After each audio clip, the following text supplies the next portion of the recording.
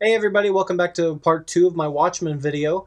Um, like I said in part 1, this is a great film. I will not say that it has surpassed The Dark Knight, and I won't say that. And I'm starting this off because I want to start off with a bang with this video. The Dark Knight rose moral questions about it asks you to judge for yourself where you stand on stability and social hierarchies and what exactly anarchy is and order, the difference between the two, and the importance of both. Watchmen, on the other hand, I just feel that the book is so powerful, but when it's translated to film, it just feels like the movie almost answers the philosophical questions that it raises. Like, you're watching the film and you get the same deep critical thinking, and some of the questions that you would think of while reading the actual book come to mind. Like, what exactly is a hero? How far is too far? Questions like that. But it seems like the movie already has an opinion on the answers to these questions. It seems slanted. Now, I won't say that it is slanted. I'm just saying what my views of the film. I felt like the movie answered its own questions by the end of the film. And you don't get that by reading the book. By the end of the book, you're kind of left in a silence, trying to figure out what you think about what you've just been presented, what's just been presented to you. The movie had that, but a much watered down version than what you get from the book. That's one thing I have to say. Another interesting thing, the plot was very good. The plot was followed very closely to the book. A lot of the dialogue was word for word. I really appreciated that. A lot of fans will really appreciate that. Some lines were left out. I think some lines, it's the little lines that they left out could have made the difference, but the portrayals of the characters may not have worked with certain lines, or some lines didn't need to be said for the sake of time or what have you. My point is that this movie had to not include everything. Because if you want to see the source material, you want to experience the real thing, read the source material. Read what it's based off of. This is the point I was trying to make in part 1, but now I have the time to explain myself. If you want to experience Watchmen the way it was intended, the way it was written intentionally, read the book by Alan Moore, by Dave Gibbons. Not co-created by Dave Gibbons and illustrated by Dave Gibbons. Alan Moore signed a contract not wanting to have anything to do with this film. You watch the opening credits, Alan Moore's name is not anywhere on there. That's like watching a Batman film and not seeing Bob Kane's name on there. It is very out of the ordinary. And, I respect Alan Moore's wishes, but I just would have felt much more comfortable watching the film had his support been given to the film, his approval. And don't get me started. It's such a long story why he feels the way he does. Read the source material, okay? It's like the movies that are based on a true story. You want the real story? Read the true story. Read what actually happened from a newspaper. That's the true story. If it's based on a true story, they're going to take certain artistic and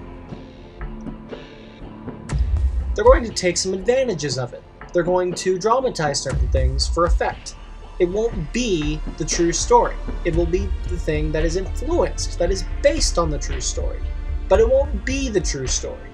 So any fan who watches a film that is based on the source material, whether it be Watchmen or anything for that matter, and doesn't do their homework, does not have the right to have an intricate review of what they're watching or what they're experiencing. I've read the book. I know what I'm talking about. I may not be the most intellectual guy who's read Watchmen. I haven't read it dozens of times, but I have read it. And I understand these characters. They mean something to me. So I can understand the differences in interpretations on film and in the book. It's important to have that. So when you're reviewing a film and you haven't read the source material, I'll admit it, there are films out there that I haven't read the source material, and I can admit that. But when fanboys have enough gall to complain about a film without reading the source material, you have no right to do that. You have absolutely no right to form a strong, biased opinion like that. You can think whatever you like. But if you have not read the source material and do not know what it intentionally was by the creators without being influenced by Hollywood or anything like that, you have no right to pass judgment on the film. You may think what you like and about it personally and what it meant to you. But beyond that, you have no right to judge it too harshly. That's just one of my pet peeves. I hate reading reviews where the guys are full of themselves and really haven't done their homework and don't know what they're talking about. With Watchmen, they did change certain things. Like the ending, this is a major spoiler. They changed the ending so there's no alien invasion. There's no giant squid. There's just a gigantic explosion, and they frame Dr. Manhattan. Now, obviously some fans will be upset by this. I wasn't really affected by it. I thought that the tone of the ending was still intact. It still had the same flavor as the alien invasion had in the book. And Zack Snyder said in an interview, he said that he felt the alien invasion would come off as being cheesy. And he could have made it work. But, yeah, it very well could have been cheesy. It might be something that people who've read the book would appreciate, but the mainstream audiences would go, what the hell does an alien invasion have to do with superheroes? So it's really that clashing with making a film and the source material. They don't always coincide. You have to change some things. This is important to keep in mind. But the ending that they went with Dr. Manhattan worked. It didn't distract from the story and the ending. Everything else was still the same, which was good. And it was still enjoyable, as much as can be expected. The flashbacks told with Edward Blake were fantastic. I really enjoyed those. My favorite performance was definitely Rorschach, hands down. But the comedian is a close second. He was so good. He was portrayed as an asshole in the movie, and rightfully so. He's a vicious bastard. And they captured that while at the same time made him kind of appealing as a character, where the audience would gravitate towards him while at the same time not necessarily want to meet him and have, shake his hand, but someone that you could watch from afar and cheer him on. So there was kind of that relationship you had with the comedian, which was good. I enjoyed that. Zack Snyder captured that beautifully. I think this is a right direction for comic book films as a genre. I will not go as far to say that this Watchmen film is award-winning or Oscar-worthy. No, I don't believe it is. But its serious tone and serious work, they took it seriously, is a step in the right direction. You now have a diverse comic book genre of film. You have the kiddie films, you have the teen films that are PG-13, mostly Marvel, and the DC films that are more adult. You have that, you're starting to get that variety now, which is refreshing. And they're starting to actually become and considered art. Critics are showing it more respect, with films like Iron Man and The Dark Knight coming out now. And Watchmen is another name added to that list. It is just fueling fanboys' ammunition to defend the genre, because so often is it ragged upon, where you hear your elderly talk about, it's a kid's movie. Don't take your kids to see this movie. It's horrible.